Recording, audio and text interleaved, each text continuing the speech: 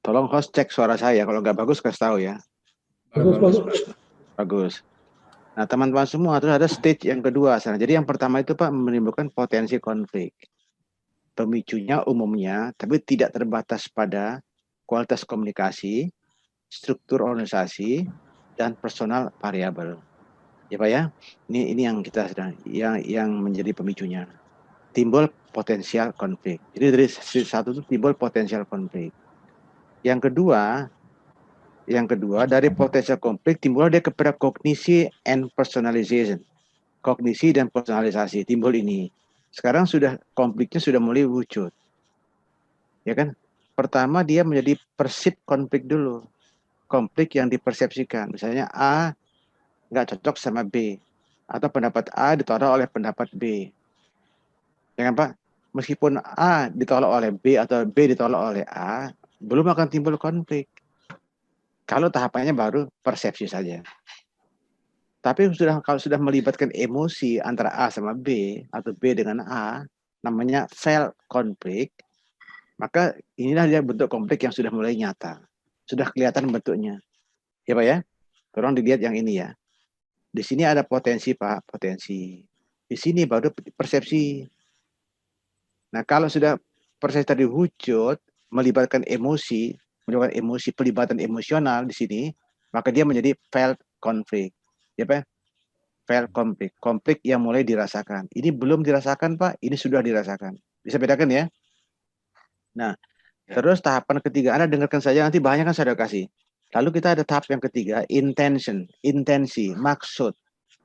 Ya, ini maksud. Nanti kita akan petakan maksudnya itu seperti apa. Di sini dalam tahapan yang ketiga ini berada di antara persepsi serta emosi dan ditujukan dengan perilaku terang-terangan mereka. Ini sudah mulai keluar sikap konflik itu Pak. Dia sudah mulai keluar, nggak lagi dipendam di sini. Dia sudah mulai quote in quote wujud keluar dia. Jadi maksud merupakan keputusan untuk bertindak dengan cara tertentu. Ya Pak ya? Ya nanti. Oleh karena itu maka kita perlu petakan intensinya itu nanti. Dengan cara competing, collaborating, compromising, atau avoiding, atau makan accommodation. Lalu step yang keempat Pak, ini perilaku sudah Pak. Sudah melibatkan perilaku, behavior. Kalau orang memikirkan situasi konflik, perhatian mulai dipusatkan pada tahap yang keempat ini. Biasanya perhatian orang pada tahap yang keempat ini, karena sudah betul-betul dalam bentuk tindakan. Mengapa? Karena di sini konflik itu tampak nyata, terang-terangan, ya kan, terang-terangan, lebih dari sekedar wujud, sudah ada baunya, ya kan, sudah ada baunya. Nah, pada tahapan ini diperlukan manajemen konflik. Jadi pada tahapan yang ketiga ini Pak mengidentifikasinya, pada tahap empatnya apa nih? Manajemen mengatasi konfliknya. Beda kan Pak ya? Jadi di sini tahapannya mengidentifikasinya, di sini melakukan perbaikannya, ya, atau disebut dengan manajemen konflik. Lalu ada outcome-nya. Nah, konflik-konflik ini Pak, bisa dua outcome-nya. Bisa menaikkan performance group, increase group performance, atau increase organization performance, atau bisa sebaliknya, decrease group performance. Jadi ingat, konflik tidak selalu dilihat jelek. Tolong camkan itu ya. Nah, saya waktu saya jadi kepala kantor di Direktur Jenderal Kekayaan Negara, kadang-kadang saya bikin konflik juga Pak. Dalam rapat staf, saya bilang, saya adu mereka kan gitu. Agar keluar adrenalin mereka semuanya, lalu mereka bicara.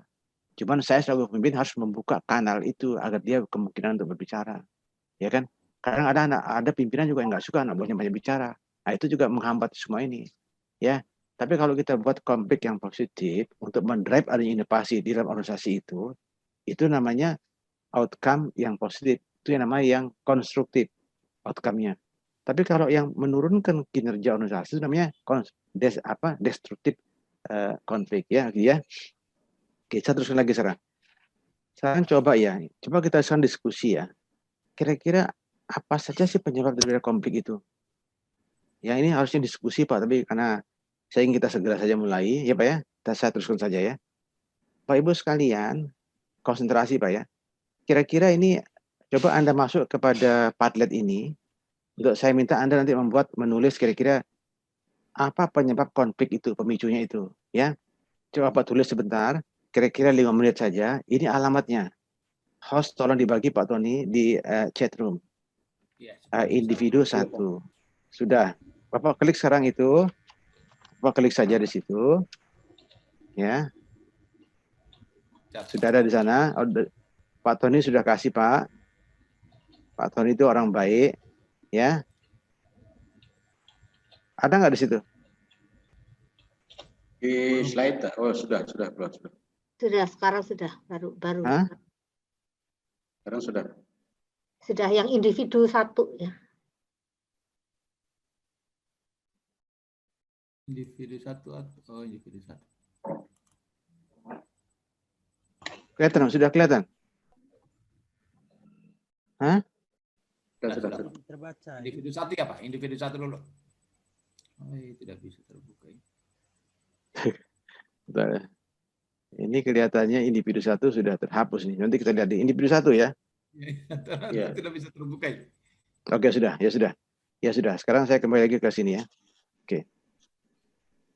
Oke. Nah, inilah dia beberapa pemicu konflik itu Bapak Ibu sekalian. Sudah kita identifikasi hasil riset teman-teman semuanya. Yang pertama tadi yang benar dikatakan beberapa teman tadi itu dendam. Ya toh? Atau grudges itu juga mempunyai pengaruh yang besar, dendam itu. Yang kedua, ketidakpercayaan, distrust. Biasanya ini kita dengan para eselon biasanya distrust ini ya. Yang kedua, kritik yang bersifat merusak, destructive criticism. Ya.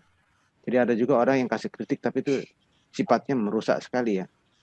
Artinya merusak bagi orang tertentu karena dia punya personality tertentu gitu. Dia nggak siap dengan style kritik seperti yang Anda ajukan itu.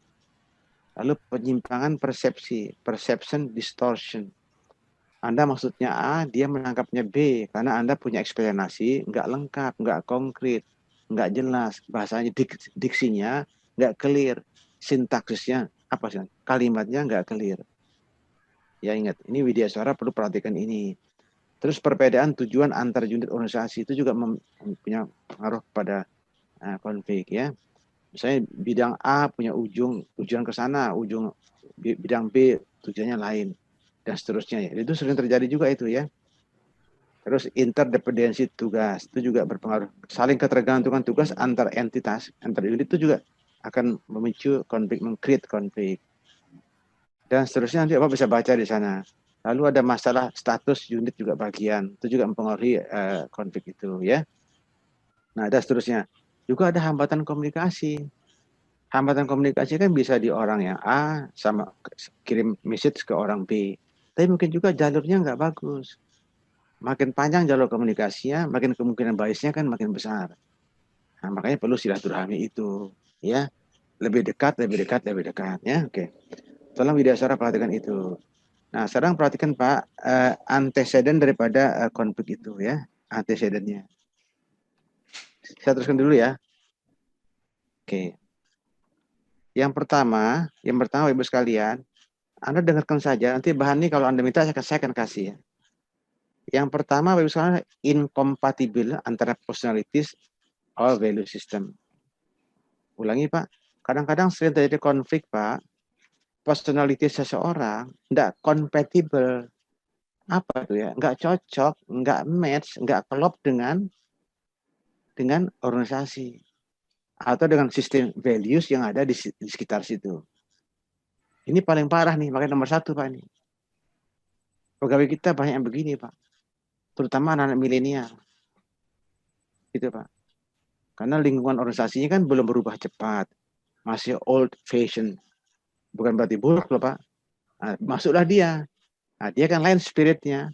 Nah, jadi ada incompatible personalities atau value system. Itu yang pertama. Yang kedua, Pak Ibu sekalian, adanya overlapping atau unclear job boundaries. Ini berbahaya sekali, Pak. Misalnya Widya Suara A, Widya Suara B. Antar Widya Suara ini nggak clear bagian tugasnya oleh atasannya. Itu juga memicu konflik, Pak. Atau bidang A sama bidang B. Nggak clear bagian tugasnya di atas. Padahal secara hukum kan sudah clear sebenarnya Pak. Di SK pembentukan SK Presiden atau SK Menteri yang membutuhkan lembaga itu. Tetapi terjemahan di lapangan bisa ambiguity. Nah, ini perlu dijelaskan, perlu dikelirkan. Itu bisa memicu konflik. Yang ketiga, Bapak sekalian, competition for limited resources. Sumber daya terbatas. Apa? Sumber daya di sini Pak bukan cuma uang.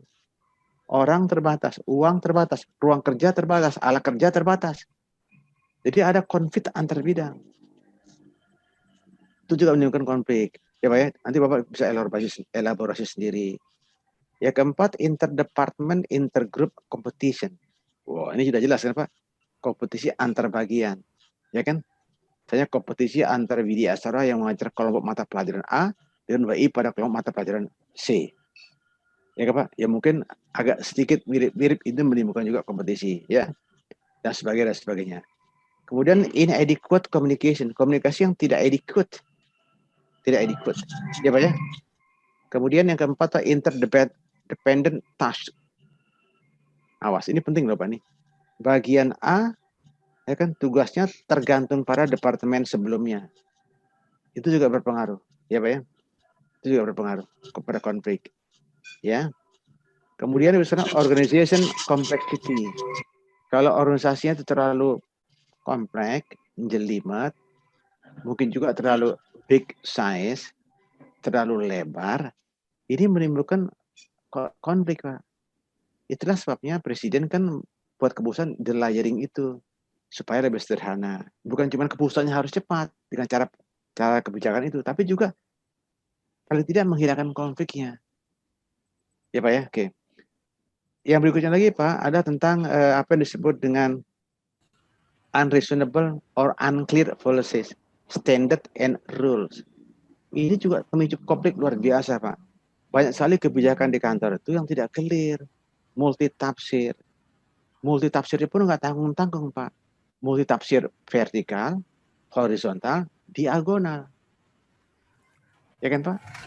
Juga terhadap standar. Standarnya nggak lengkap, nggak memadai. Kayak di APWI Pak, nggak ada standar. Sampai hari ini 20 tahun usianya. Nggak ada rules. Nggak ada SOP. Kita masih bangun semuanya. Itu menimbulkan konflik Pak. Siapa mengerjakan apa dan untuk apa. Ya tidak apa-apa. Ya kita harus perbaiki semuanya. Itu contohnya saja ya. Berikutnya Pak, tentang unreasonable deadline or extreme time pressure. Kadang-kadang konflik itu juga memicu Pak. Nggak jelas deadline-nya. Makanya pimpinan itu harus punya deadline yang jelas. Misalnya nanti WI utama, Pak. Kan akan menjadi koordinator dia. Eselon 3, Eselon 4 kan sudah tidak ada lagi, Pak. Bapak jadi koordinator, misalnya saja. Koordinator. Bawahnya siapa? Bawahnya nanti Widya Astra Madya atau muda atau pertama. Bapak harus kasih tugas kepada mereka. Jelas kapan selesainya. Yang rasional. Jangan terlalu tight waktunya. Kalau waktunya terlalu tight, terlalu ketat, itu menimbulkan pressure. Nah, pressure itu keluar dia menjadi konflik. Dirinya dulu, baru dia keluar, Pak. Ada konflik pada dirinya dulu, baru dia melibatkan orang lain. Ya, oke. Kemudian sekarang yang ke-10, collective decision making. Ini juga pemimpinan yang kolektif itu menimbulkan konflik. Ya kan? Gitu. Tidak selalu bagus. Ya kan? Ada kalanya menimbulkan konflik. Bahkan organisasi bisa lambat juga kalau sifatnya terlalu kolektif ya. Berikutnya Pak, decision making by consensus. Ini juga menimbulkan konflik. Konsensus Pak. Ada keputusan, akan diambil keputusan. Melibatkan 5 orang. Dia konsensus. Ini bisa menimbulkan konflik juga Pak. Karena kalau 3 orang mayoritas, 2 kalah. Padahal pendapat 2-nya juga kuat. Reasonable, akademis, empirik. Tapi karena konsensus, kalah dengan suara 3. Ini bisa menimbulkan api. Gitu Pak ya. Terus unmet expectation, harapan yang tak terpenuhi. Ya kan kita berharap 10, dapatnya 4 dan sebagainya itu. Ya kan? Nah, oleh karena itu Bapak sekalian, sekarang yang ke-13, unresolved or suppressed conflict. Ya kan? Konflik yang tidak terselesaikan atau ditekan. Ada yang begini Pak. Ada kepala kantor di Baladika tuh Pak. Konflik itu dia nggak selesaikan Pak. Ya kan? Dia kelola sedemikian rupa, dia redam sedemikian rupa, tapi konfliknya nggak diselesaikan. Ya Pak ya, itu namanya false harmony. Anda boleh tulis ya, false harmony. FALSE, harmony. FALSE, harmony. Apa maksudnya? False harmony ini banyak pemimpin kita tergoda untuk menenangkan timnya. Sehingga tim kelihatan harmonis. Terutama oleh atasan langsung kepala tim itu. Ya kan Pak? Kelihatan harmonis. Padahal ada api di dalam, ada skam di dalam. Padahal dalam teori organisasi yang modern, tugas terbesar dari tugas pemimpin itu adalah, saya ulangi, tugas terbesar dari seorang pemimpin adalah menggarap konfrontasi justru dan mengubahnya menjadi energi, kekuatan organisasi. Jadi kita tidak bisa mengabaikan perbedaan pendapat atau bahkan menyimpan konflik di bawah meja. Pemimpin yang jitu, yang tajam, justru harus jeli melihat potensi masalah dan menggarap masalah itu sampai tuntas sebelum dia menjadi besar. Itu tugasnya, ya. Bisa terima ya pelan-pelan ya. Nah, saya teruskan dulu ya. Pak Ibu sekalian, sekarang source of complex ya, konflik itu. Yang pertama Ibu sekalian adalah goal incompatibility. Tadi kan Pak, goal kompleks namanya. Banyak tujuan tim tidak compact dengan tujuan individu. Bahkan yang lebih jauh nih, tujuan individu tidak kompatibel dengan organisasi. Karena kita organisasi formal, government entity, kita harus mengikuti sasaran tujuan organisasi yang besar itu. Apalagi dalam konteks negara ya. Nah itu mau tidak mau. Bagaimana caranya? Ya harus sabar dan rendah hati. Sabar. Makanya orang bijak mengatakan kesederhanaan itu pertanda kebenaran. Bahasa Italinya, bahasa Latinnya Pak, simplex veri sigillum. Kesederhanaan itu pertanda kebenaran. Nggak mungkin kita akan menabrak organisasi yang besar itu. Tujuannya kita acak-acak itu agar dia kompatibel dengan tujuan kita. Tidak akan mungkin ya. Bapak sekalian, terus yang kedua, different values of belief. Ini juga punya source of conflict. Keyakinan yang berbeda karena latar belakang pengalaman pelatihan yang unik. Itu juga berpengaruh pada konflik. Tolong sadari betul itu Pak. Jadi konflik itu nggak ujug-ujug terjadi. Terus disebabkan oleh tugas-tugas khusus atau karir. Terus menjelaskan kesalahpahaman dalam hubungan lintas budaya. Ya, oke. Bisa ikuti Pak ya? Oke. Berikutnya Ibu sekalian. Sekarang dari segi task interdependent. Perhatikan Pak. Ada organisasi yang sistemnya full. Resource-nya satu Pak. Dibagi ke bawah. A, B, dan C. Nah, ini timbul konfliknya Pak. Timbulnya konflik kepada entitas yang menangani resource-nya dan konflik antar organisasinya A, B, dan C. Ya kan Pak? Satu. Jadi nanti namanya pull style. Jadi semua task punya potensi konflik. Anda nggak bisa menghindar memang. Lalu yang kedua sekuensial. Misalnya entitas A. Hasilnya A dikerjakan oleh B. Hasil B dikerjakan oleh C. Di mana konfliknya? Ya B bisa konflik dengan A. Atau B bisa konflik dengan C. C bisa konflik dengan B. Karena C akan bisa bekerja dengan kinerja tinggi kalau B nggak bisa kerja cepat kalau A tidak segera on time. Yang ketiga Pak, reciprocal. Ya. Boleh bertanya Pak? Silakan. Tadi antecedennya itu ada 13 macam gitu ya. Dirgakan konflik itu. Cuman source-nya tadi kan ada 2. Berarti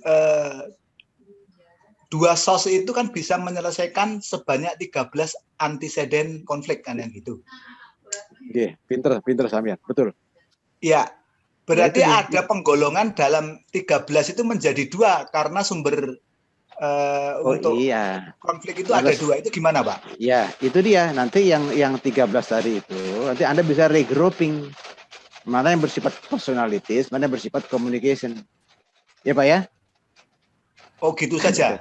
Jadi iya, ada gitu konflik saja. grup sama konflik personality, begitu maksudnya? Iya. Ya Pak ya? Ya, kita terus. ini kan semuanya ini kan seni semua nih, seni.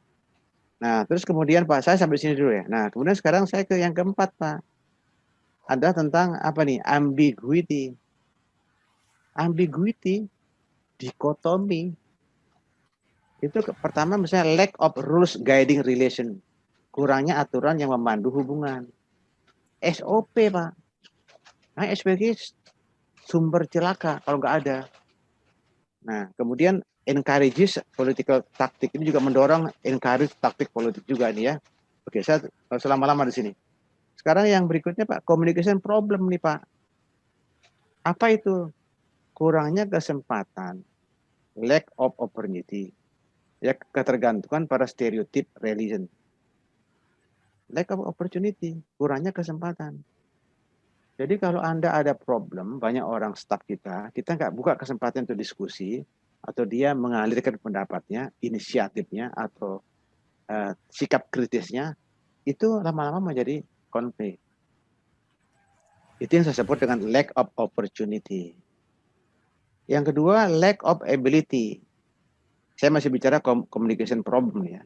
Lack of, ini artinya kurangnya kesempatan atau kurangnya kemampuan. Lack of ability. Kemampuan. Misalnya skill. Keterampilan. Ya kan? Kemampuan skill atau manajerial sama saja.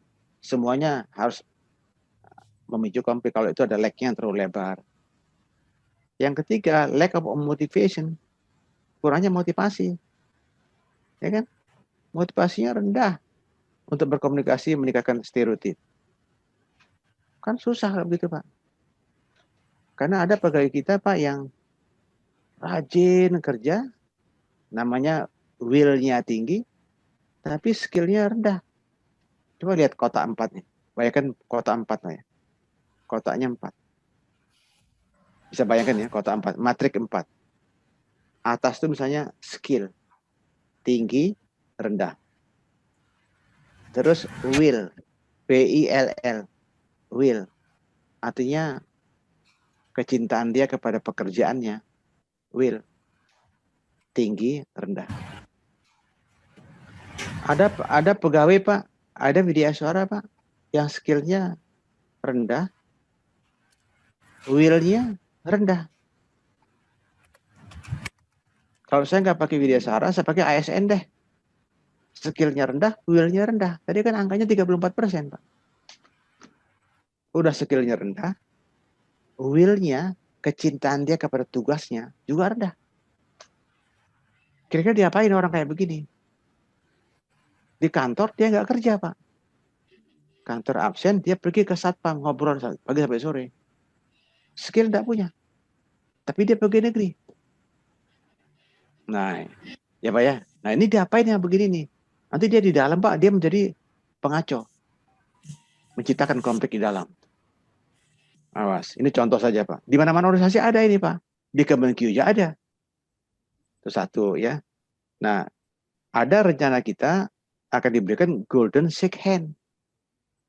Diberhentikan segera. Ya kan? Pensiun dini. Tapi dikasih uang cukup. Namanya golden shake hand. Yang kedua Pak, kotak yang kedua nih Pak Paulus. Ada pegawai kita yang skillnya tinggi Pak. Sering kita kirim diklat. Enggak hanya di dalam negeri Pak. Di luar negeri juga. Sekolah ke luar negeri juga. Skillnya tinggi Pak. Tapi will-nya rendah sekali. Ya kan? Sudah diklat kemana-mana, sekolah S2, S3 kemana-mana, kita dipakai luar negara, masuk ke kantor, nggak mau kerja juga Pak. Absen turun dia. Bertemu sama satpam, jalan-jalan kemana, will-nya rendah Pak. Nah, orang gini diapain? Ini juga bisa menimbulkan konflik Pak. Karena teman dia yang lain rajin, kok dia tidak. Padahal teman dia melihat ini orang sudah dapat serangan dari negara. Kok tidak sehebat kami bekerja? Lama-lama bisa merusak organisasinya. Itu yang model yang ketiga. Mau yang kedua. Yang ketiga Pak, ada pegawai kita yang skillnya rendah Pak. Skillnya, tapi orang ini Pak, minat kerjanya luar biasa tinggi. Will-nya tinggi. Ada kayak begitu Pak. Ada pegawai kita yang skillnya biasa-biasa Pak. Cukup-cukup aja. Tapi Pak, Tapi Pak, di bidang pekerjaan kantor, dia bekerja melampaui harapan. Kalau orang hukum menyebutnya suprapetita. Kita minta, pimpinan minta dia 10, dia kasih 12. Ini hebat tuh orang ini. Biasanya orang ini Pak, tidak menyediakan konflik. Ada tapi tidak terlalu agresif. Terus yang keempat apa nih? Ini yang kita mau Pak. Namanya ASN excellent. Awas, saya nggak bilang ASN unggul nih, excellent. Yang mana itu? Keterampilannya tinggi, will-nya tinggi. Ini baru hebat. Nah, menciptakan ASN yang will tinggi, skill tinggi, tugasnya siapa? Ya tugasnya kepala kantor dan Widya Iswara. Kan gitu Pak. Kalau orang yang will-nya rendah, kan diimprove agar will-nya tinggi. Apakah bisa WI muda atau pertama? Jelas tidak mungkin. Saya nggak bilang tidak bisa, tapi tidak mungkin. Ini menyangkut experience, menyangkut kedewasaan Widya Iswaranya, kematangan, supaya cara mengambil masalahnya dari mana sudutnya, ya kan? Engkel-engkelnya dari mana ngambilnya. Ya, itu dia. Berikutnya, saya ikuti ya. Berikutnya Bapak sekalian, ini sekarang contoh matrik yang menimbulkan konflik karena overlapping. Anda lihat, lihat yang hitam yang kotak hitam ini, bulat hitam ini Pak. Ini dia namanya apa nih? Tuh bosnya 2. Ya, misalnya ada struktur organisasi kan fungsional. Ada bagian engineering, sales and marketing, product design, research and development, manufacturing. Tapi dia juga punya bos. Bosnya siapa? Ketua tim produk A. Jadi yang hitam yang satu ini Pak, bosnya 2 Pak. Yaitu manajer fungsi engineering dan ketua tim produk A. Ini harus dihindari, tidak boleh begini gitu Pak. Ya kan ya, timbul konflik nanti. Ya, itu contohnya ya. Oke.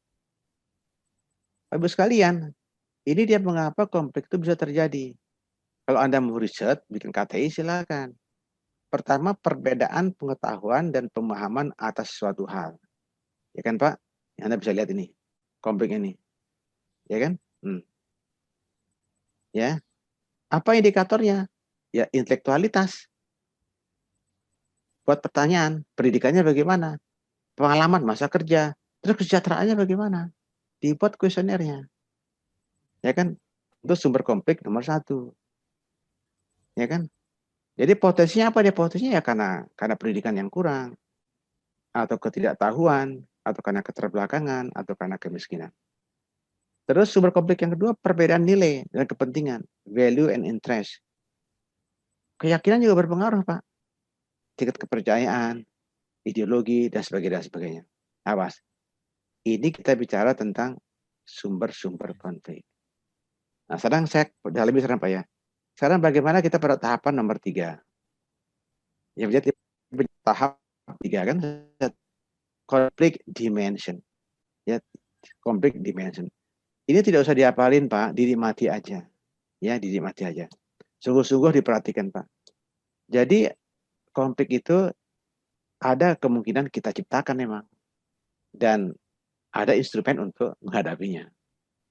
Ya Pak ya. Ini tidak usah konyol menghadapi konflik, biasa-biasa aja. Tahap ketiga ini kan tahapannya intention. Ada maksud. Ya kan? Ini di antara persepsi sama emosi kan tadi kan Pak? Kan perceive konflik and felt konflik tadi kan Pak? Waktu saya bikin gambarnya tadi itu, the conflict process. Nah, terus di sini mulai ditampakkan sebagai perilaku terang-terangan. Jadi yang persepsi konflik sama felt konflik tadi sekarang diwujudkan dalam bentuk ditampakkan sebagai bentuk perilaku. Itu pada tahapan ketiga ini. Nah, ini instrumen yang dibuat oleh para ahli untuk mengelaborasi atau mengidentifikasi seperti apa konflik yang terjadi itu. Dibuat profilnya, profilingnya dibikin. Ya Pak ya. Ini dalam praktek Pak, Ya nggak usah bikin beginian, Pak. Cepat-cepat aja. Dalam hati sudah tahu, oh ini harus begini gitu. Anda coba lihat Pak, ini namanya garis yang horizontal ini apa namanya? Cooperativeness. Ya kan? Kesetiaan kita untuk menerima orang lain. Maksudnya Anda. Ini assertiveness. Ya kan? Assertiveness. Bisa bayangkan ya. Assertif apa nih? Kesetiaan untuk menerima atau memperhatikan kepentingan diri sendiri. Ada yang rendah, unassertif, ada yang asertif. Ini orang nih Pak, aku banget nih. Aku banget. Ini bisa agak turun sedikit. Yang ini Pak, dia tidak kooperatif atau dia kooperatif. Jadi ini artinya aku nggak mau tahu orang lain, ini aku harus tahu orang lain. Bisa bedakan Pak ya? Pelan-pelan. Pelan-pelan. Ini penting sekali Pak, kalau menghadapi keluarga juga boleh pakai teori ini. Kalau kita Pak, kalau kita ingin agar kepentingan diriku yang aku utamakan, orang lain harus ikut aku, berarti dia competing namanya. Bahasa Inggrisnya forces, ya kan? Kompetisi berarti. Ini strateginya Pak, win lose, aku menang, dia kalah. Seperti bank konvensional. Bank itu kan win lose. Dia menang, kita kalah. Ya kan? Makanya jangan masuk ke bank. Win lose. Dia pungut bunga besar, kita nyimpan uang di dia, bunganya rendah. Win lose.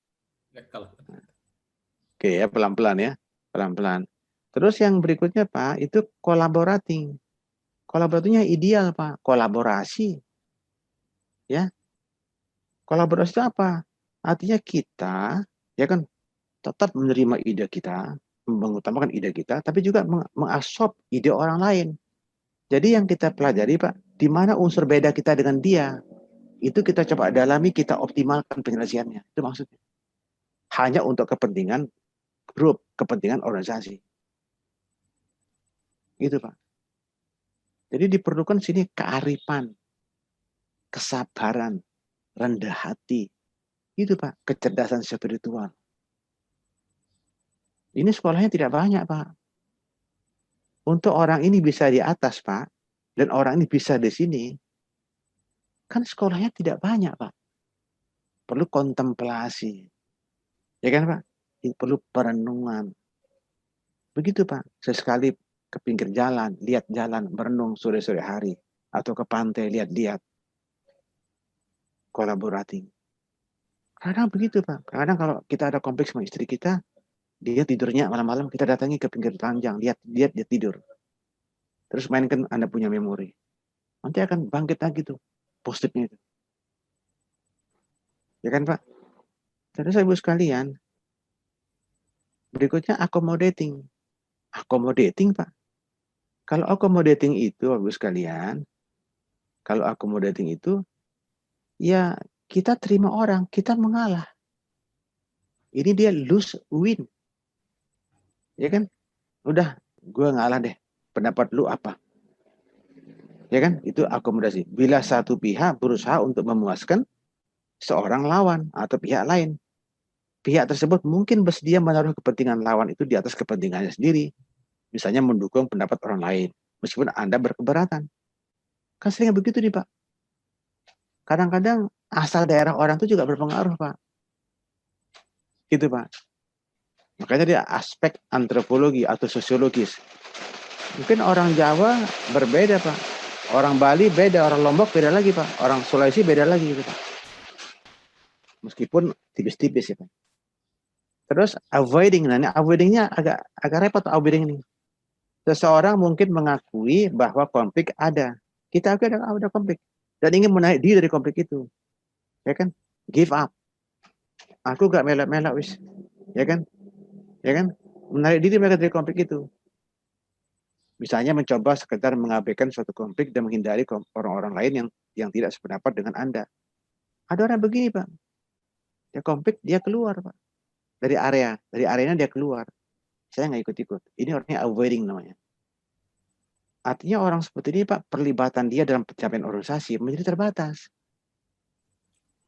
Ya, kalau kita pilih misalnya pengurus API orang kayak begini, susah kita Pak. Kita maju tapi mungkin lambat sekali. Maka kita bersihkan. Tentu makanya, tadi kan saya bilang sama Anda, melakukan perbaikan lebih utama daripada menjadi orang baik. Iya kan? Itu. Dan itu bukan kata saya, kata agama itu begitu. Gitu ya. Nah, cuma risikonya tadi, kalau Anda melakukan perbaikan, banyak orang tidak suka. Kalau Anda menjadi baik, banyak yang suka. Tapi sayang Anda jadi baik itu untuk diri Anda sendiri. Tapi kalau melakukan perbaikan untuk orang lain. Very clear. Ya kan? Very clear ya. Oke. Bapak Ibu sekalian, sekarang saya ke tahap yang keempat tadi kan. Apa yang keempat tadi? Behavior kan. Nah sekarang behavior itu kita buat kontinuumnya. Tentu dalam praktek gak usah begini Pak. Kira-kira begini caranya.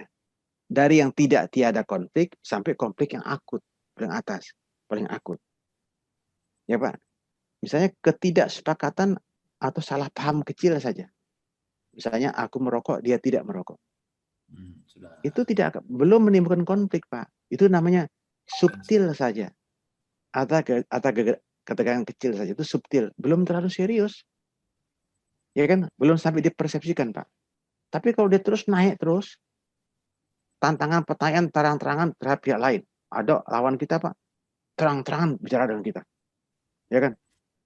Misalnya, saya tanya sama kamu, Pak Lalu Henry, apa harusnya kamu bicara begitu? Saya punya pendapat begini, itu sudah mulai naik, mulai serius dia. Makin ke atas, makin serius. Ya kan? Tapi belum terlalu berbahaya. Terus ada serangan verbal, serangan yang tegas. Ya kan? Bahkan ada pakai ultimatum, ancaman ultimatum, makin serius.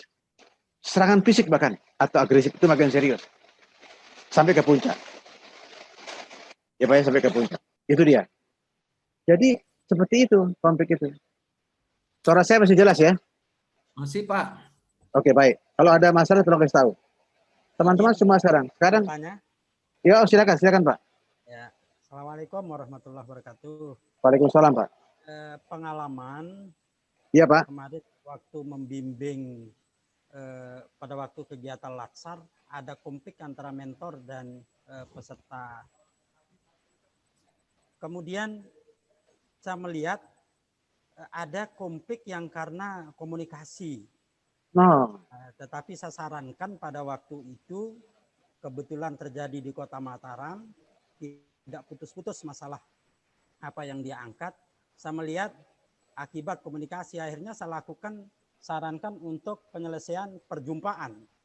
Perjumpaan, oke. Terus? Ya, melakukan perjumpaan dengan kepala sekolahnya, lalu dia lakukan dan selesai. Kemudian ada kasus yang kedua, juga sama tetapi dengan perjumpaan tidak selesai. Saya sarankan dengan interaksi moral. Dengan bahasa yang lembut, dengan pokoknya moral lah. Dia utamakan moral ya. Itu selesai. Tetapi ada satu mentor yang nampaknya dia interaksi dengan pelaksananya atau bawahannya itu adalah interaksi kekuasaan. Jadi dia sangat dominan. Nah, ini yang tidak bisa kami selesaikan. Bahkan pada waktu seminar dia tetap tidak setuju tentang apa yang diangkat oleh stafnya atau anak buahnya. Nah, ini yang kami ingin tanyakan, kalau seorang pimpinan tetap dia melakukan pendekatan atau interaksi kekuasaan sehingga timbul konflik antara bawahan dan atasan. Yang seperti ini tunas untuk bagaimana penyelesaiannya. Terima kasih Pak Dana. Bapak sekalian, tadi kasus yang pertama keren sekali, kasus yang kedua keren sekali. Sekarang yang ketiga. Kalau yang ketiga ini Pak harus ada penengahnya. Sudah ada, tidak selesai juga. Maka kalau sudah begini Pak, atasan langsung si mentor harus ambil alih. Ya kan, dibuat berita acara pertemuan bertiganya itu, terus diambil alih oleh atasan langsungnya. Itu jalan keluarnya. Ya, ada nggak cara lain? Ya tidak ada. Itu Pak Sano ya. Ada terjadi karena kami jadi yang sampaikan sampai yang libatkan pihak penengah yang saya anggap bisa, yaitu BKD sendiri, begitu. Ya. Tapi tetap dia berkeras begitu untuk apa yang dia inginkan. Sementara peserta diklat ini tidak memiliki kemampuan untuk menyelesaikan apa yang dia inginkan. Tetap dia berkeras, walaupun kita sudah gunakan pihak BKD selaku katakanlah pembina, dia sebagai kepala di kabupaten kota. Terima kasih. Oh, gitu. Baik Pak Dana, saya kira itu jawaban saya sementara itu Pak Dana. Harus melibatkan atasan langsung si mentor itu.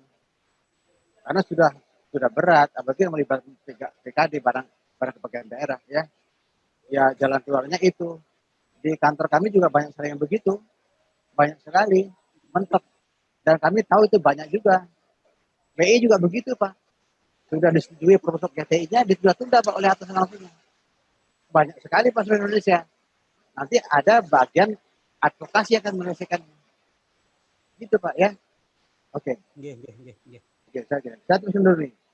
Ini dia teknik manajemen konfliknya antara yang tadi. Yang pertama, pemecahan masalah. Tekniknya pertama pemecahan konflik. Dengan cara pemecahan masalah. Ya kan? Tadi yang Pak Dira jelaskan itu, yang pertama kedua itu ini dia. Dan berhasil. Kalau yang cara pertama nggak berhasil, mungkin tujuan atasan. Pelibatan atasan. Dari para yang berkonflik itu. Ya misalnya atasnya mentor. Ambil alih.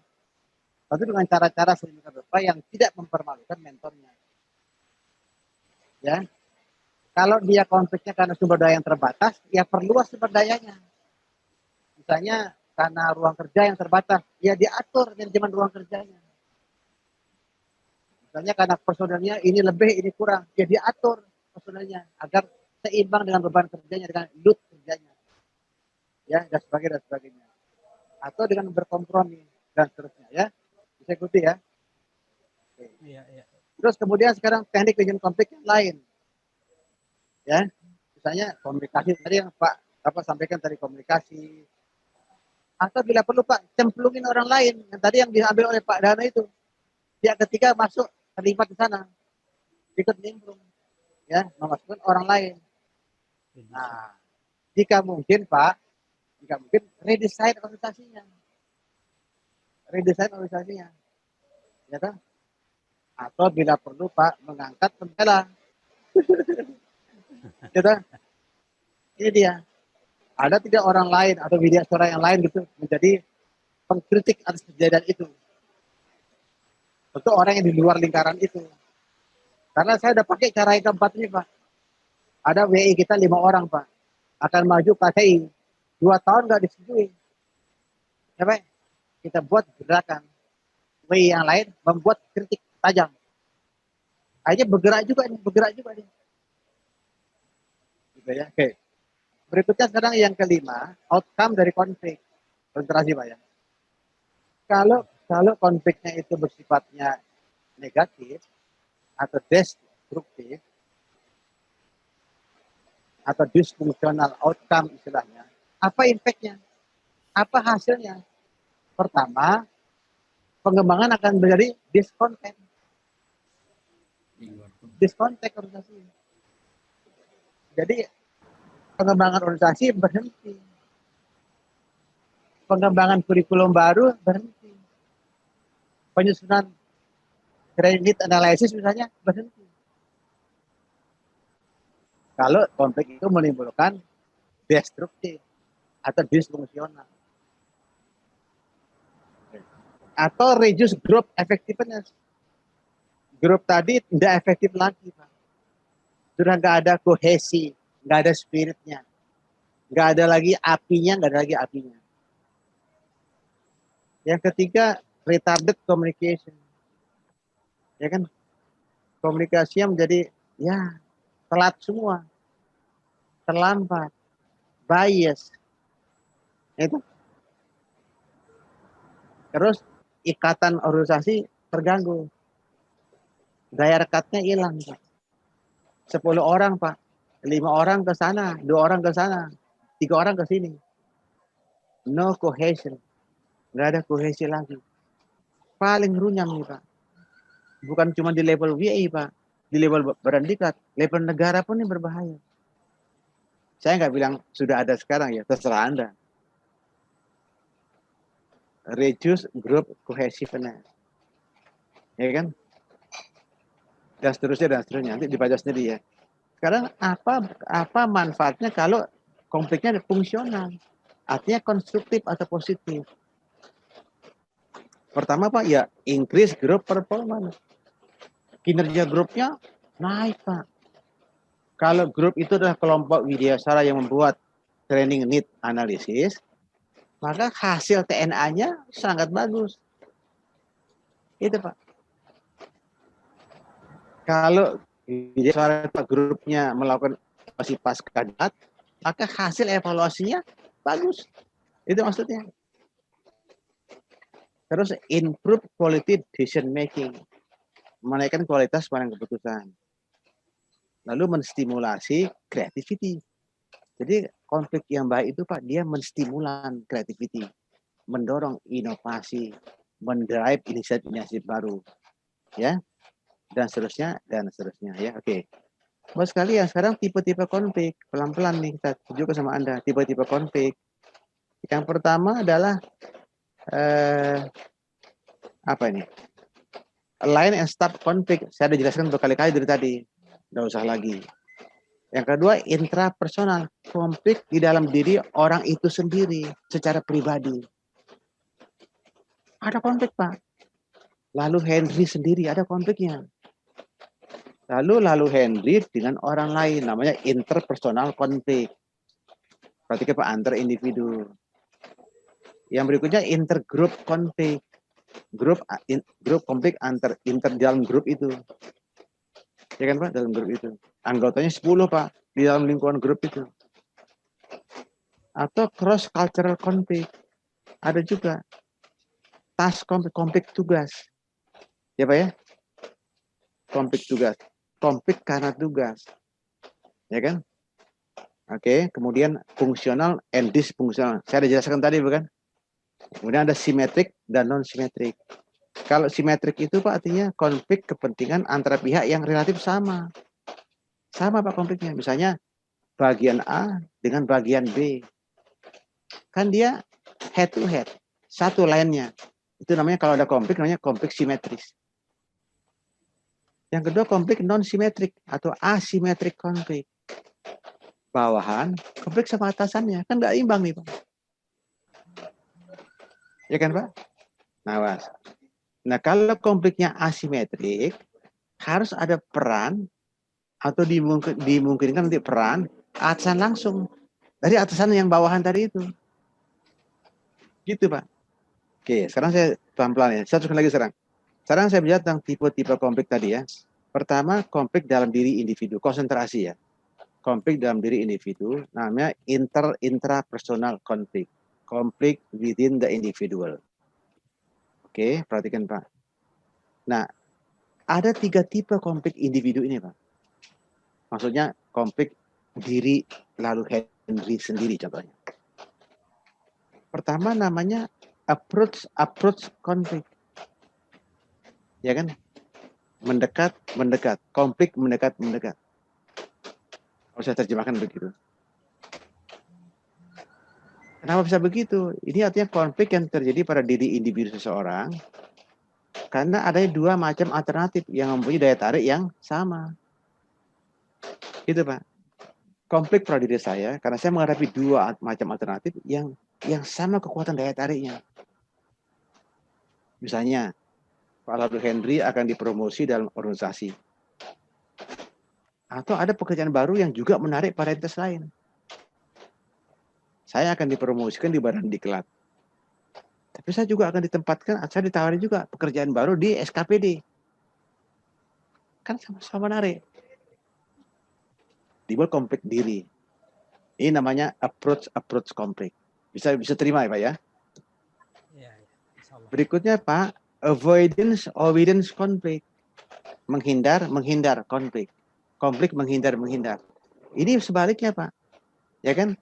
2 alternatif pilihan yang negatif dua-duanya. Coba, misalnya gini. Pak Lalu Henry Widyaswara ahli utama Kemenkyu. Saya akan pindahkan menjadi Widyaswara ahli utama di Surabaya. Kalau tidak, keluar. Itu kan namanya avoidance. Oke. Dua alternatif yang sama-sama negatif, sama-sama buruk ujungnya. Yang ketiga, Pak, approach avoidance. Mendekat, menghindari. Konflik, mendekat, menghindari. Ini dua macam alternatif juga, Pak. Dengan konsekuensi satunya positif, satunya negatif. Bisa berikan contoh nggak? Yang approach avoidance, Pak Dana, Pak Srijana.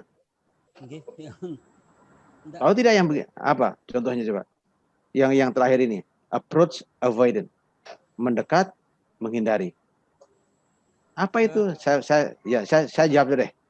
Itu memilih dua alternatif dengan konsekuensi positif dan negatif. Misalnya, Bapak ditawari pindah posisi dengan promosi. Tetapi dengan beban kerja yang jauh lebih makin tinggi. Itu kan? Nah, tiga model ini Pak menimbulkan konflik, Pak. Di diri orang itu. Ya, oke. Akibatnya apa? Bisa frustrasi, Pak. Ada bisa frustrasi, ada konflik tujuan, ada konflik peranan. Kita lihat cepat ya. Oke. Sekarang saya timbulkan dulu yang pertama frustrasi. Kan kita ada need di drive, ada barrier-nya untuk mencapai goal. Kan kita ada need mencapai goal, ya kan? Untuk mencapai need ada pemicunya. Pemicunya begitu pemicunya bergerak ke goal, kan nggak mulus, dia nggak smooth. Karena Allah menciptakan cobaan, namanya problem. Dan namanya barrier, hambatan itu selalu ada. Jadi problem akan selalu ada memang. Nah, maka kalau barrier-nya terus tertutup, Pak, tidak bisa dijebol untuk mencapai goal, maka timbul frustrasi. Cuman Allah itu kan Maha Pengasih dan Maha Penyayang. Kalau Anda frustrasi, Allah kasih defense mekanismenya. Mekanisme bertahannya itu. Ya, ini dia mekanisme bertahannya. Pertama, kompensasi. Mencari kegiatan lain kita, Pak. Ya, Anda boleh tambahkan apa saja defense mekanisme itu. Yang kedua, scapegoat, mencari kambing hitam. Misalnya melemparkan kesalahan kepada pihak lain. Atau melakukan fantasi, membayangkan hal-hal tertentu sebagai bahan dari kebijaksanaan yang memberikan kepuasan. Lalu identifikasi. Atau melakukan pemberian dukungan semu. Termasuk rasionalisasi. Ya Pak ya. Nanti baca lagi di rumah ini, semua bahan-bahan ini. Kemudian Bapak sekalian, sekarang konflik tujuan. Tadi kan pertama frustrasi, tujuan, sekarang apalagi peranan. Sekarang tujuan. Ya kan? Timbul dari diri seseorang karena adanya tujuan yang menurut penilaiannya bersifat mendua. Seseorang memandang sesuatu yang dari dua segi, positif dan negatif. Tadi itu approach avoidance atau sebaliknya. Ya. Dan konflik peranan. Bawahan itu berharap memperoleh bimbingan dari atasan. Saya bawahan, Pak, berharap atasan saya memberikan arahan. Ya, tapi nggak turun-turun, Pak. Nah, itu menimbulkan konflik pada diri saya juga. Ya. Atau atasan berharap pihak lain bisa melaksanakan tugasnya dengan baik. Atasan saya berharap banyak kepada saya juga, itu juga menimbulkan konflik. Ya. Oke. Kita teruskan dulu ya. Sekarang tips bagi WI, ya kan? Tips bagi WI yang stafnya atau yang teman WI-nya mengalami konflik kepribadian. Awas, saya masih bicara konflik individu ya. Saya masih bicara konflik individu. Saya belum bicara yang lainnya. Masih diri orang itu. Awas. Pertama, Bapak sekalian, caranya follow company policy diversity. Kita harus mengikuti kebijakan perusahaan yang berkaitan dengan keragaman, gender, anti diskriminasi, dan anti pelecehan seksual dan sebagainya. Ini kita sudah punya nih Pak, sudah ada ini ya. Artinya kita harus adil, maksudnya Pak. Ya, pertama ikuti kebijakan organisasi sesuai dengan SOP penanganan SDM yang baik di kantor itu. Jelas spiritnya Pak adalah anti diskriminasi dan gender dan termasuk adil. Yang kedua, Bapak Ibu sekalian, yang kedua adalah investigate and document conflict. Lakukan investigasi dan konfliknya didokumentasi. Ya, Ini dia didokumentasikan. Lalu yang ketiga itu Pak, jika sesuai, ambil tindakan korektif.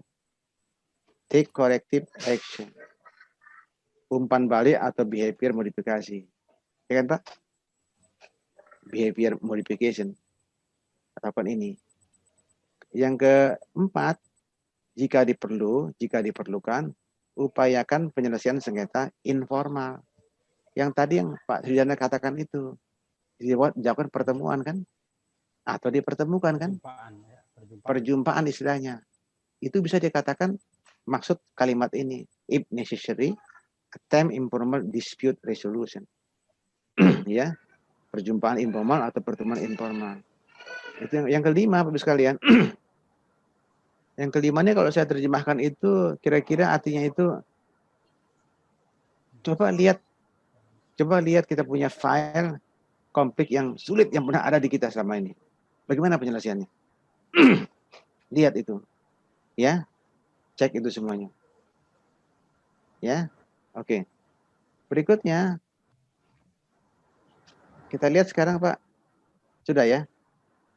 Sekarang lihat konflik antar individu, antara saya dengan pihak lain. Pelan-pelan ya. Ini WI sering menerima kondisi ini. Yang kedua ini sering. Yang pertama juga sering. Yang kedua sering. Ya Pak ya. Sekarang ini konflik antar individu. Teman-teman semua, kita harus mengidentifikasi konflik ini dengan menggunakan banyak teori. Tapi yang paling saya usulkan teori jendela Johari. Dari Johari window. Ya Pak ya? Nah, Johari window. Nanti Anda bisa baca di bukunya lagi. Identifikasi dengan Johari window. Ini saran saya. Cara mulai konfliknya bisa dengan lose-lose, kalah-kalah, atau kalah-menang, atau menang-menang. Ya Pak ya? Kayak win-win. Perhatikan Pak ya. Ini dia kan jendelanya Pak Johari. Ya Pak ya, Pak Johari window. Apa sudah hafal lah ini. Kalau saya di kotak satu ini Pak, kita tahu tentang diri kita sendiri. Ya kan? Dan kita juga tahu tentang orang lain. Keren nih. Ini open self namanya. Ya kan? Ini orangnya terbuka nih. Kita terbuka di sini. Memiliki sifat yang terbuka. Mudah bergaul dengan orang lain. Ya. Saya tahu tentang diri saya juga tahu tentang orang lain. Ini Pak. Biasanya orangnya ekstrovert orang ini Pak. Memiliki sifat yang terbuka. Mudah bergaul dengan orang lain. Mungkin juga panjang umur orang ini Pak. Tidak ada musuh. Itu Pak. Itu ya. Terus sekarang sel yang kedua. Namanya hidden self. Yang ini Pak. Kita tahu tentang diri kita Pak. Tapi kita tidak paham tentang orang lain. Hidden. Ya kan Pak? Sembunyi. Akhirnya kita menggambarkan orang lain seperti diri kita. Saya tahu tentang diri saya. Saya tidak tahu tentang orang lain. Dan saya tidak pernah berusaha untuk tahu tentang orang lain. Akhirnya saya mencoba merefleksikan diri saya atau orang lain seperti saya. Gagal. Perilakunya cenderung tersembunyi karena merasa takut reaksi orang lain. Selalu menjaga perasaan dan tingkah lakunya selalu tertutup. Orang ini tertutup. Namanya hidden self. Yang kedua, blind self. Yang ketiga nih. Saya nggak tahu tentang diri saya, tapi saya paham orang lain. Wah, ini aneh nih. Ya kan? Orang ini nggak mengenal dirinya, tapi mengenal orang lain. Ya kan? Nah, biasanya secara tidak sengaja, ini akan merugikan orang lain. Tapi dia tidak tahu, hal ini merugikan orang lain. Kita nggak tahu kalau kita tuh merugikan orang lain. Gitu, Pak. Misalnya, suka menceritakan orang lain. Ini orang-orang blind self. Tapi takut orang lain, tapi kadang-kadang takut juga kalau orang lain itu terluka. Oke ya, blind self. Tolong nanti dipelajari di rumah masing-masing ya. Terus sekarang yang keempat terakhir Pak, self. Namanya undiscovered self. Ini situasi yang paling runyam, paling getir lah, paling merugikan. Orang nggak tahu tentang dirinya sendiri, juga tidak tahu tentang orang lain. ini potensi konfliknya besar untuk menjadi efektif konflik itu. Ya kan? Salah pengertian ada di sini, Pak. Dan ini apa ya? Nggak ada hubungan dengan pendidikan formal kadang-kadang. Lebih dominan personalitinya. Itu ya. Lanjut sekarang. Sekarang tentang pemecahan konflik. Tadi kan ada konflik style, saya bilang kan. Ada kolaborasi dan sebagainya. Oke, ini dia. Oke. Konflik management style. Pertama, competing. Tadi competing itu yang apa tadi ya? Betul kan competing. Yang competing yang bagaimana tadi? Yang asertifnya tinggi, kooperatifnya rendah ya. Sudah lupa lagi. Yang asertifnya tinggi, pokoknya akunya tinggi, orang lain dilihatnya rendah. Namanya competing atau bersaing atau forces. Konsentrasi loh ini. Nggak usah dihafalin. Ini kan tools. Ini melibatkan upaya untuk menang. Jadi saya harus menang dengan mengorbankan orang lain. Ini antagonis ini, antagonis. Dan bisa menimbulkan kebencian yang akut. Ya, Pak? Oke. Terus sekarang avoiding. Avoiding itu memperhatikan diriku sendiri pun oke, rendah. Tapi mengabsorb orang lain juga rendah. Namanya avoiding kan? Tadi di gambarnya. Ini upaya untuk menghindari atau memuluskan situasi konflik. Umumnya tidak produktif nih Pak. Bisa disfungsional, bisa destruktif, atau negatif konflik. Avoiding ini. Ya kan? Tidak produktif ya. Tidak produktif. Yang ketiga itu kita lihat yang ketiga nih, sorry saya. Yang ketiga accommodating kan? Accommodating, mengakomodasi. Tadi yang mana nih Pak?